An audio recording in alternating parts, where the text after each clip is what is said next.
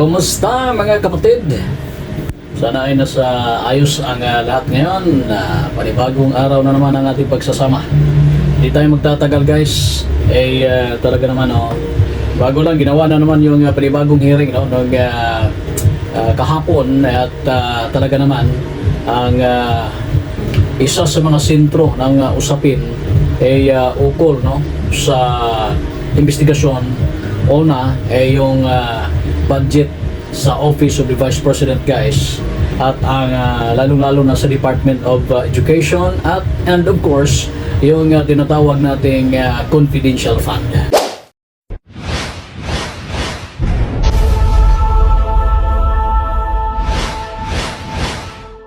Talaga naman ano kaya ang magiging reaksyon ni VP Sara o dito kung alam naman natin na napanood niya ang yung nagiging recommendation ni Cong Luistro.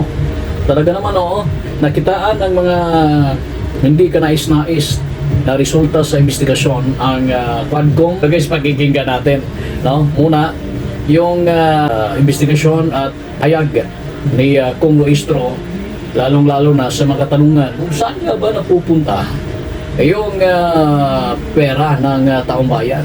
Saan nga ba napupunta yung tinatawag na budget mula dyan sa Office of the Vice President, lalong-lalo na sa Department of Education at yung tinatawag na confidential fund. Ito si Congressman Luistro. Chair, after the last hearing of the Committee on Blue Ribbon, the Vice President held a press conference, although apparently she did not address squarely the findings that we have established already. Among others is the huge cost of rentals for the safe houses, most especially the 16 million confidential fund that was used in 11 days for the safe houses. Second, the confirmation of Attorney Azayas with regards to the receipt of Deped envelope payola, which has been testified to already in the previous hearings by Yusek Mercado. And third is the denial of the AFP of having received any fund from the Deped with respect to the Youth Leadership Summits and the information and education campaign which were conducted. Nonetheless, Mr. Chair, there's one remark of the Vice President which indeed captured the attention of this representation. And if I can ask the Secretariat to please play this video clip of the press con.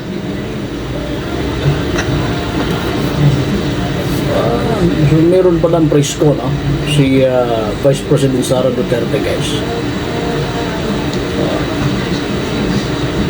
Titingnan natin, hahanapin natin at may share din natin sa inyo kung ano ba yung laman at nilalaman. Since we're having some technical problem, let press me conference na yan. Share with you what she said during that press con.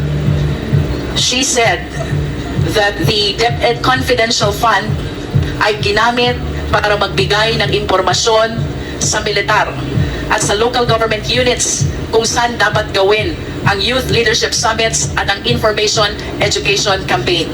First of all, Mr. Chair, I find it really strange. A civilian office like the Department of Education is the one which will be providing a confidential information to the military and the LGU with respect to national security. Hindi po ba baliktad ito, Mr. Chair? Because it is indeed the mandate of the AFP to promote and secure the national security and interest of our country.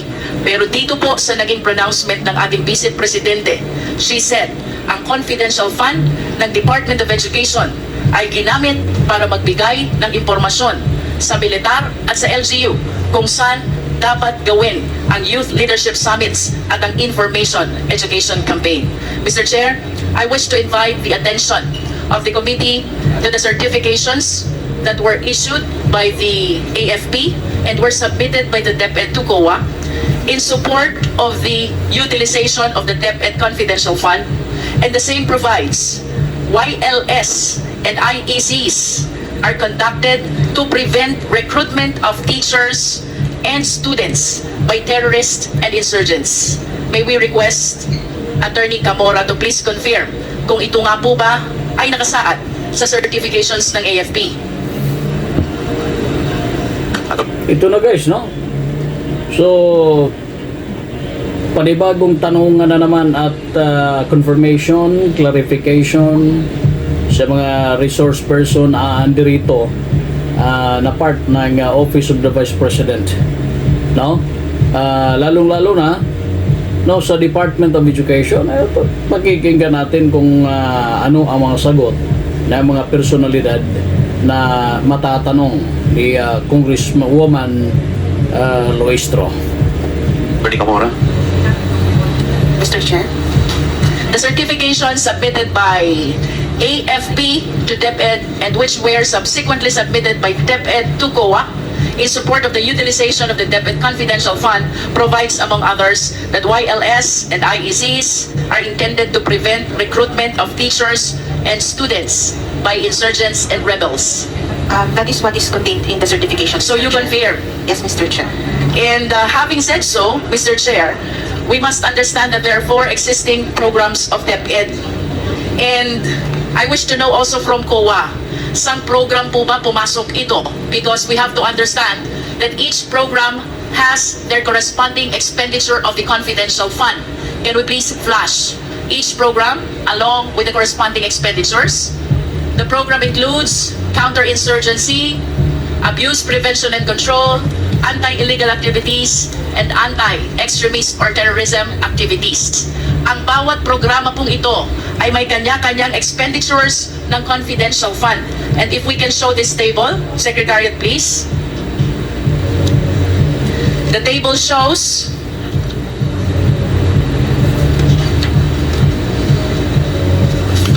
that for counterinsurgency program, first quarter, Deped spent 2 million and second quarter, Deped spent 2,050,000. The second program is abuse prevention and control within schools, and expenditures for first quarter, 2.130 million. Second quarter is 2.370 million. Anti-illegal activities, first quarter, 1.5 million, and second quarter, 1.7 million. And for anti-extremism, first quarter, 1.8 million, and second quarter, 1.8 million. I understand, Mr. Chair, that the YLS and the Education Information Campaign has to fall in any of these programs. And considering the purpose that was indicated in the certification submitted to COA, I wish to believe na ito pong mga YLS na to at IECs na to ay part ng counter-insurgency program. Tama po ba ito, Attorney Camora? Tama. Imagine ha, kung papila pag-uusapan guys, kumplito, no? Kumplito. Kaya merong mga katanungan at nililinaw no ng mga mambabatas at lalo lang na ito si Cong Luistro. Kaya ito yung tanong guys ng mula sa taga Department of Education at lalong-lalo na from Commission on Audit. Mr. Chair. And having said that, Attorney Camora, ang total expenditures po for the counterinsurgency program is only 4,050,000 pesos, when the amount utilized is 15,540,000 pesos. Mayroon pong nawawala 10,490,000 pesos. Saan po kaya napunta itong diferensya ng nasabing amount? Mr. Chair, we consider the entirety since ang sabi naman po, focus on protecting the schools and the youth from physical harm, criminalities, terrorism, and drug abuse. So, hindi na lang po siya sa counterinsurgency. Mr. Chair, is it the intention of Attorney Camora to consider that the entire amount utilized, that is 15,040,000, were spent in all these 4 programs of DepEd? Is that what you are trying to say, Attorney Camora? The fund was used for the payment of rewards po in relation to these 4 programs. Yes, So, but there are 4 programs of the DepEd under which the utilization must fall. Kaya ang tanong ko po sa inyo kanina, when the certification provides that YLS and IECs are conducted to prevent recruitment of teachers and students by extremists and terrorists, ito po ba ay tamang nasa ilalim ng counterinsurgency program? Yes, Mr. Chair. Because if so, since most of the expenses, or I should say all, of the 15,540,000 was utilized for this YLS and IECs, ang napapaloob pong expenditures for counterinsurgency program is only 4,050,000. Hinahanap ko po, Attorney Camora, Saan po napunta yung 10,490,000? Ayun nga po, actually binase din po namin sa certification na they made mention that it is to protect the schools Doon and the na lang siya students from nagbabase, physical no? harm, criminalities, terrorism, which is one of the, and drug abuse po. So, Then why did they not indicate those purposes in the certifications? it's on the certification po. I'm reading from the certification po. The certification provide for prevention of recruitment by the terrorists and rebels. Am I correct, attorney? Yes, Mr. Chair. Ano pa po bang ibang purpose ang nakasaad sa certification? Mayroon pa po bang ibang purpose? Ang nakalagay po kasi, also because of this exchange of information, we were able to perform our civil military combat and intelligence operations in our AOR with focus on protecting the schools, their students, and the youth from physical harm, criminalities, terrorism, and drug abuse. So from your point of view, Attorney Tamora, saang program po ba napapaloob itong YLS at IECs? Sa anti-insurgency. If you are saying that this falls under the anti-insurgency program, ano naman pong activities kaya ang kinonduct ng Deped in line with their abuse prevention, anti-illegal activities, and anti-extremism? Yun. Based din dito sa YLS, yun pong other purposes ng YLS. In other words, Attorney Tamora, you will agree with me that all the certifications pertain to YLS and IECs only. Pero meron pong other purpose po kasi silang nilagay sa certification. Then please enlighten us what activity falls under abuse prevention. What activity falls under anti-illegal activities? I think the YLS activities also included, yun nga po, lectures on drug abuse, criminalities. Are you not particular about identifying isang programa po ba ito na papaloob? How are you able to account the expenditures if you are not even aware kung saan programa kasama yung mga activities ng DepEd? I think that was not part of the yung naging part ng review nito. Dahil nung nagpasubmit po kami ng itong sa rewards. I will raise the same question for the last time, Attorney. You were saying that the YLS and the IEC fall under counterinsurgency program. Yes. And that is only 4,050,000. Yes, yes. Way below the 15,040,000 confidential fund that was utilized by DepEd. What therefore are the activities that fall under abuse prevention first? Mr. Chair, ito lang po yung naging basis namin, Mr. Chair. Yun. So, merong mga nakitang discrepancy, guys. Sana naman ito ay hindi pa naman siguro matatawag nating tapos na. Baka pang humabol, no? Para sa karagdagang kung pwede pa, para sa karagdagang mga dokumento kung merong kulang, no? Kasi hinahanap ni Kong Luistro, kulang ata ng magkano yun? 10 million? Ha? Baka ang maging tugon pa dito sa ginawang investigasyon na ito, guys. At ang yung panghuli, no? Didiretso na lang tayo. Yung panghuli, guys, kung saan ang sinasabi, saan po talaga napunta ang pera, no? Ang pera na ito na talagang hinahanap, no? Hinahanap ngayon ng mga mambabatas, no? Kaya hindi pa naman natin masabing ito na ay final na. Baka na naman ay meron pang mga karagdagan kasi hindi pa naman huli ang lahat, no?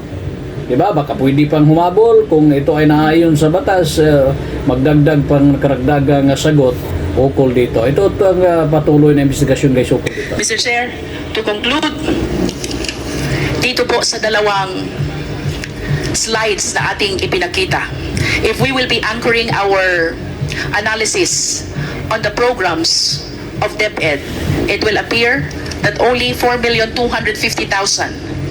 was spent for the counterinsurgency program, Mr. Chair.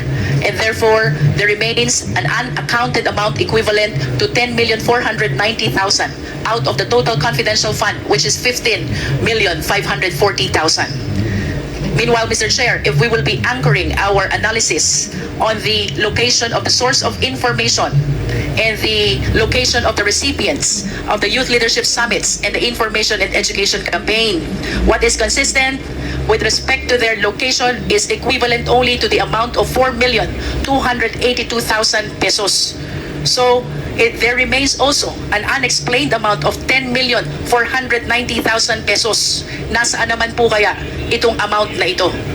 Mr. Chair, in conclusion, I wish to believe that the confidential fund of the Department of Education was not properly recorded at its best, or misspent, or misappropriated at its worst.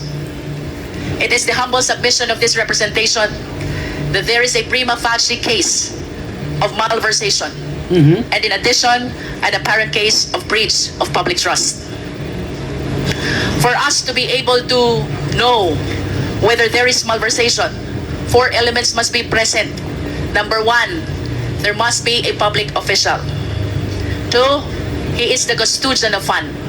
3, the fund must be for public purpose. And 4th, the public official took, appropriated, misappropriated, or consented, or through abandonment or negligence, permitted another person to take them. For the information of the public, ang malversation po can be done intentionally. We call it dolo, which is with criminal intent. And it can be done as well by negligence. We call it culpa, or by negligence. In other words, with or without criminal intent. If the 4 elements are present, which I believe they are present, there's a prima facie case of malversation. With respect to the breach of public trust, this is the violation of public's confidence in a public officer's ability to serve with integrity, impartiality, and in accordance with law. Public trust is mandated by no less than the fundamental law of the land. That is the Philippine Constitution. Right. We wish to express our utmost trust and confidence to the 19th Congress of the Philippines in addressing the apparent infractions of our rules on malversation and breach of public trust. And to the Filipino people, Mr. Chair, rest assured that this committee will legislate the necessary laws to safeguard not only confidential fund, but all public funds. As likewise, we commit to recommend the filing of the necessary actions against people found liable for committing these infractions. Nako. Thank you, Mr. Chair. Thank you, Congresswoman Luistro. Ano kaya ang magiging kasunod matapos nito, guys? Ha? Kasi malamang sa malamang pag-uusapan na naman ito kung mayroong panibagong investigasyon ng Quadcom. No? At sana naman ay magkaroon ng linaw ang lahat at masagot ang lahat ng ito sa Office of the Vice President. Hayaan na lang muna natin yung mga mababatas na siyang gagawa nito at kung ano man ang magiging resulta nito na isa na naman ay hindi magiging apektado ang kapakanan ng taong bayan. Hanggang sa muli po, ito po ang Chim 5 TV. Maraming salamat at mabuhay ang buong